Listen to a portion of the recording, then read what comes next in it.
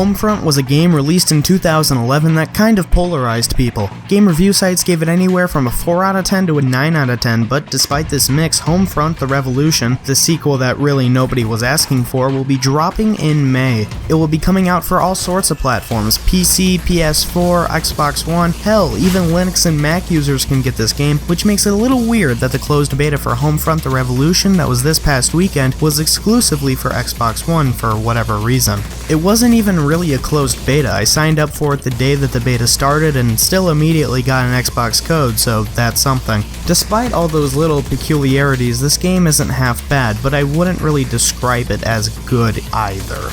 Homefront: The Revolution is an open-world game where you and your teammates have to fight against a ton of enemies, called the KPA, which basically means that Korea took over the US and you and your team are trying to take it back through resistance. The game has survival elements. For example, you have to find and scavenge parts from your landscape to modify your guns. You have limited ammo and health and have a ton of enemies to deal with, making the game fairly difficult. Alongside all of this, you have some missions to do, so the game isn't your typical online first-person shooter. The beta is a chunk of the resistance mode of the game. There are 3 missions to choose from currently, those being Infiltration, Enemy at the Gates, and A las Barricadas. With my time with the beta, I can say I'm kind of mixed. The gameplay didn't immediately grow on me, but once I got into it, I was satisfied. I think something that inhibited my more immediate adoption of the game's style were the actual graphics. On Xbox, this beta is nowhere near polished enough to be a full release. I got tons of frame rate dips to the point of where the game actually seemed unplayable, plus the FOV is turned down so low, I think I have to get 10 feet behind my monitor to not get disoriented. But what are we to expect? It's a beta, not the full game. As told by the developer, the model of the game being used for this closed beta was made before Christmas, and since then a lot of the problems that are in this beta have already been fixed in the current model of the game. Plus, if there are any remaining issues, the devs do have until May to fix it up. I just wonder why they would release a beta in this state for anybody to play. People that are looking out for this game and might be interested in picking it up once it gets released, I don't think would be too happy with this beta. If anything, I think it would turn them off. But I'm not marketing the game, so I couldn't care less. It just makes me put myself in the marketer's shoes and ask what in the hell they were thinking.